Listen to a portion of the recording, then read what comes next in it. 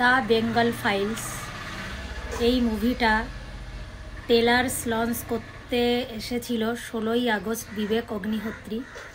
তো এটা লঞ্চ করার আগেই বাধাপ্রাপ্ত হয়। তো এইটা ভীষণই একটা খারাপ বিষয়।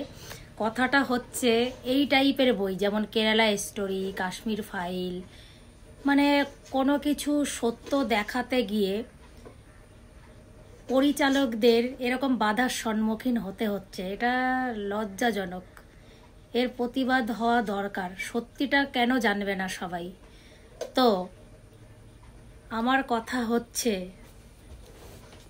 জনতা সবই জানে আর সবই বোঝে, ঠিক আছে? একমাত্র জনতাই এর বিচার করতে পারবে, ন্যায় দিতে পারবে, ঠিক আছে? জনতাকে কিছুই করতে হবে না, শুধু একটা সঠিক কাজ করতে হবে, যে কোনটা ভুল আর কোনটা ঠিক এটা যদি নির্বাচন করতে পারে, ভবিষ্যতের দিনগুলোতে এই যে বেঙ্গল ফাইলস ফিল্ম লঞ্চ হতে দিল না, এরকম আরও কেরালা স্টোরি, কাশ্মীর ফাইল, আরও অনেক মুভি হতে দেয় না, তার কারণ সত্যটা সামনে আনতে চায় না। আর কারা আনতে চায় না তোমরা ভালোই জানো। তো আমাদের সাধারণ জনতাদের একটাই কাজ করতে হবে, সঠিক সময় সঠিক জায়গায় সঠিক কাজটা করতে হবে। বুঝে নিয়েছো আমি কি বলতে চেয়েছি? তো কথায় আছে যে যার জন্যে করি চুরি সেই বলে চোর। তো আমাদের ভারতবর্ষে বিভিন্ন রাজ্যে এমনকি পশ্চিম বাংলাতেও কিছু মানুষ চাইছে হিন্দুরা সুরক্ষিত থাকুক, নিজের ধর্ম সুন্দর করে পালন করুক, নিজেরা সুষ্ঠুভাবে বাঁচতে চাই, তার জন্যে কিছু প্রতিবাদ করছে। কিন্তু যারা প্রতিবাদ করছে তাদেরই উপরে হামলা হচ্ছে, তাদেরকে উল্টে অনেক লাঞ্ছিত হতে হচ্ছে। তো এইভাবে যদি চলতে থাকে দিনের পর দিন, তাহলে মানুষের স্বাধীনতাতে হস্তক্ষেপ চলে আসছে। একটা ছোট্ট ব্যাপার, হ্যাঁ, একটা মুভি, এরা কোন মুভিগুলো প্রচার করবে জানো? যারা আমাদের হিন্দু ধর্মকে ছোট করে দেখে, হিন্দু ধর্মকে বিকৃত করে, হ্যাঁ, যেই ফিল্মে হিন্দু পুরোহিতরা রেপ করে, সেই মুভিতে দেখায় যে হিন্দু পুরোহিতরা রেপ করছে কাকে? কোনো একটা মহিলাকে। সেইটাই বাঁচাচ্ছে কে?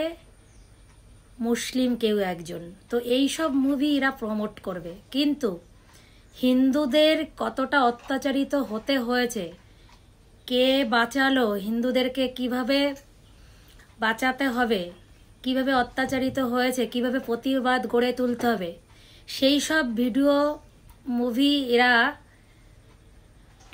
লঞ্চ হতে দেবে না, মানে ভিডিও মানে মুভি এরা প্রমোশন করতে দেবে না। আসল কথা, এরা চায় না সত্যটা সামনে আনতে। এরা শুধু হিন্দুদেরই দাবি রাখতে চায়। তো আমাদেরও হিন্দু সংগঠন, হিন্দু সমাজ, হিন্দু সনাতনীদের বুঝতে হবে যে আমাদের নিজের ধর্ম কিভাবে সুরক্ষিত রাখা যায়, কিভাবে স্বাধীনভাবে আমরা পুজো পাঠ করতে পারি, নিজের ধর্মটাকে মানতে পারি, আমাদের পরবর্তী জেনারেশনের ছোট ছোট ছেলে মেয়েরা ভবিষ্যতে মাথা উঁচু করে নিজের ধর্মে বাঁচতে পারে। তো যাই হোক, এর জবাব একমাত্র জনতাই দিতে পারে। সঠিক সময়ে সঠিক কাজটা যদি তোমরা করতে পারো, তাহলে ভবিষ্যতে এই দিনগুলো দেখতে হবে না।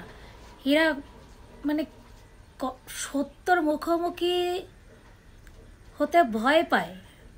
প্রতিবাদমূলক কোনো ভিডিওতে সত্য কিছু দেখালে সেইগুলোরা সামনে আনতে চায় না, ঠিক আছে?